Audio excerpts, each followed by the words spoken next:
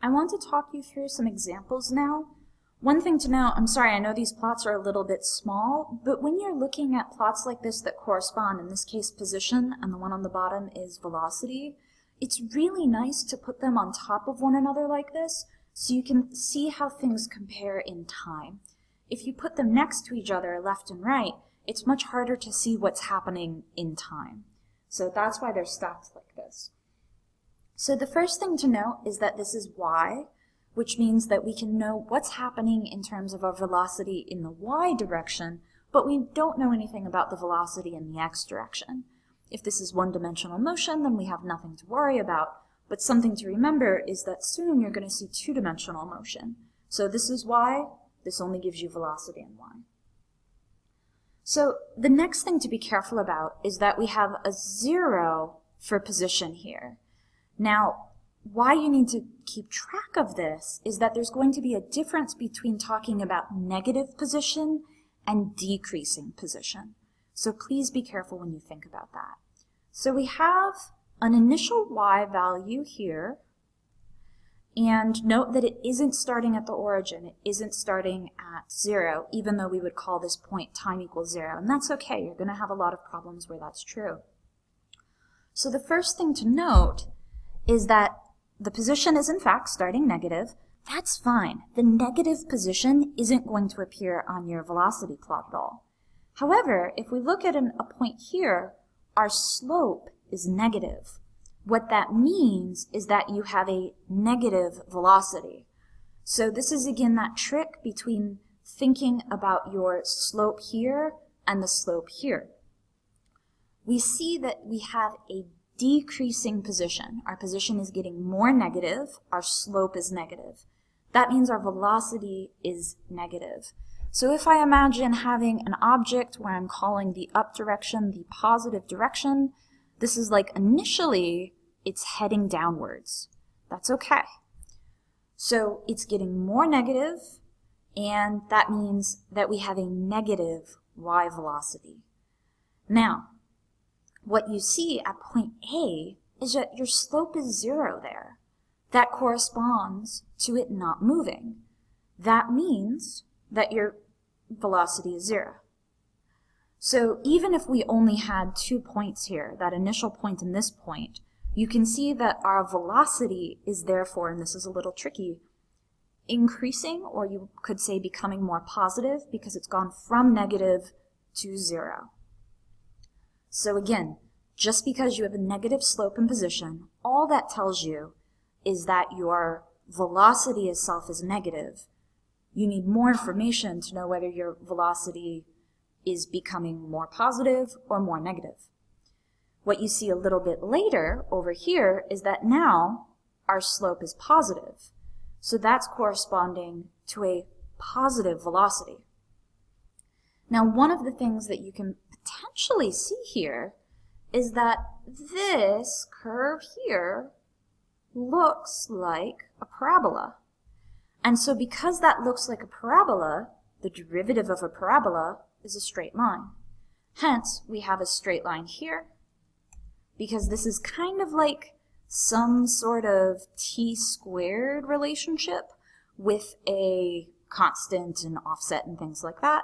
So when you take the derivative, that looks like a functional form related to t. Now, all of this parabola is taking place for a negative position. That's okay. You still have a velocity that's going from negative to positive, and when it's negative, that corresponds to it heading downwards. This position here, where our position stops changing momentarily, corresponds to a velocity of 0, and then it's positive. This positive means heading upwards. So what this looks like is our object initially is heading down, it stops, and heads up after that point. So now, at point B, you actually have the steepest that you ever have a slope. That a little bit before B, it's not as steep, and a little bit after B, it's not as steep. So B is going to be our maximum. Now, something that's a little bit hard to see on this picture is that this is a parabola, and that the parabola you have after, you also, well, you also have a parabola after b to here, and that those are different parabolas.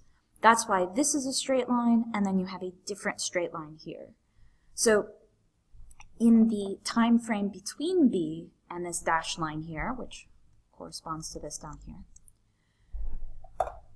you now have a position that is increasing, so you have a positive velocity, but your slope is actually getting less and less steep. So you actually have a slope that is becoming less steep, and that means that your velocity itself is decreasing. There's a certain point here where no longer is your position changing, and so now your velocity is 0. So this is a little bit important to think about, is that we see this continuous line in position, and this corresponds to the idea that your object, your ball or whatever it is, can't just teleport from one position to another. That doesn't happen in physics. But we see here a piecewise function in velocity. We have a sudden change in velocity. Well, that's unfair. We have a changing velocity that's changing in a linear manner that then starts changing suddenly in a different manner. And one way to think about this that we'll talk about in another video is this is a constant acceleration. This is a different constant acceleration. And then we have 0 acceleration here. But our velocity here is still is a continuous line, and our position is a continuous and smooth line. So that's one thing to note here. So again, this is a fairly complicated situation to think about, and the way that you're going to do that is by breaking it into pieces, and again, you can analyze it in this very piecewise manner. I'm going to analyze another situation for you. Again, they're stacked on top of one another so that you can more clearly see the corresponding times. Now, again, the first thing to think about is to look at your initial position here. Your initial position is not equal to 0, and there's actually no way of knowing from your velocity plot what your initial position is. You must read it off of this plot. Now again, if we take our slope early on, you see that your slope is actually decreasing. Your slope is negative. So because your slope is negative, that means that you have, for instance, a negative velocity. Now, if we look a little time later, we see that it is still negative, but it is less negative. And so that corresponds to a point more like here. Now there's a few things to notice that I'll highlight in another color. One is that at this point here, our slope is 0, and at this point here, our slope is 0. That corresponds to these 2 points. So here, this is our object initially in x, heading to the left because we have a negative velocity. So initially it's going to the left, but then at some time later, it's stopping and it's turning around and heading back to the right. So this corresponds to moving to the left, negative velocity. This is it stopping, and this is now it turning to the right. Now, here is actually, at time equals 0, the most positive slope we ever get. It's not very positive, but that corresponds to this point, the maximum value in the positive direction that we ever get in V. So that's as fast as it's ever going, moving to the right. Then it stops and turns around and starts moving back to the left again. And so again, you get this negative slope here, which corresponds to a negative value there. So what you should notice is, again, this sort of shape, this kind of sideways S shape, this has a functional form that is t cubed. Again, there might be t squared and t terms there as well, but that is a t cubed shape, which means that when you take the derivative, you get a functional form, your derivative with respect to time, that looks like a t squared shape. And again, you see this parabola. So it would be really hard to actually come up with what this equation is. You could use these 0 points and do out the math. You wouldn't need to do that in here. That's just a math exercise. That's not really a physics question. But But interpreting this plot and actually saying, what do these values represent, that's something you would need to do. Another possibility is you might be given the equation, the full equation for position, and you might be asked about what is actually happening with the motion, or what is happening in terms of the velocity, and it's really helpful then to actually draw out these plots so that you can actually see what's happening. Just working with the math is frequently not that clear. So in summary, if you have position, you can take the time derivative to get velocity. Now this is again for one dimension, so if you have the x position, you would take the time derivative to get the x component of velocity, and we'll talk very soon about what to do if you're dealing with two-dimensional motion.